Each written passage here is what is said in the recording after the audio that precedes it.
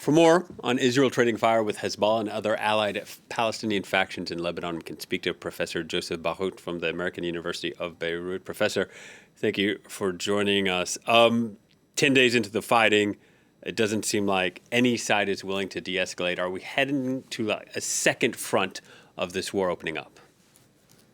Look, in fact, so far, as you said, no side showing willingness to de-escalate, but also at the same time, neither side is showing any sign to escalate. So I think that will remain in this gray zone for a while.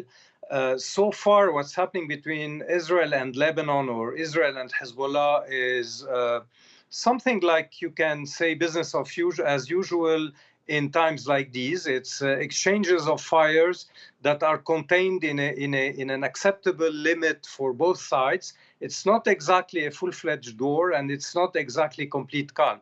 We have witnessed situations like that in the past, and so far between Israel and Hezbollah, there is a sort of implicit agreement on how to keep these things at a minimum. Now, if things evolve in Gaza in a very, let's say, bloody way, in a way that could be dangerous for the survival of Hamas, of course, Hezbollah will probably change its modus operandi. It will probably do it in agreement with Iran.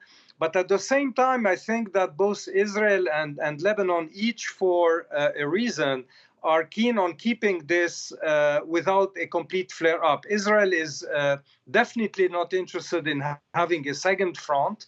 That would be very difficult, very costly, probably a sort of distraction from what's happening in Gaza. And for Hezbollah, the destruction of Lebanon that would ensue is a very costly political price at a moment where Lebanon is almost completely in shambles on the economic level. And so I think that all this is a deterrent for both sides. Adding to it, another deterrent is the fact that Lebanon and Israel has started now a very promising gas drilling in the south of in the Mediterranean, in the east of the Mediterranean. So any open war between both sides could endanger these installations and the entire venture of gas exploration. So for all these reasons, also we can add another one, that Hezbollah is not very much now, let's say, putting the spots aside of what's happening in Gaza, and it is much more interested in keeping Hamas in the spotlight and really using this war to build up Hamas as a potent Palestinian opponent. Professor, you touched on a lot of points. I'm sorry, I just want to reply to some of what you said. I spoke to the Israeli military spokesman recently, and he assured me that they were prepared to handle Hezbollah entering the war with naval and Air Force capability. Of course, we'd expect him to say as much. From your own personal perspective, how much do you think Israel's capability would be stretched if Hezbollah did enter? I think they will be impressed. If you would interrogate also, or ask the same question to a Hezbollah planner, he would tell you that Hezbollah's capabilities have evolved in a very substantial way since 2006. And just to show you the mere fact of seeing what Hamas do to them,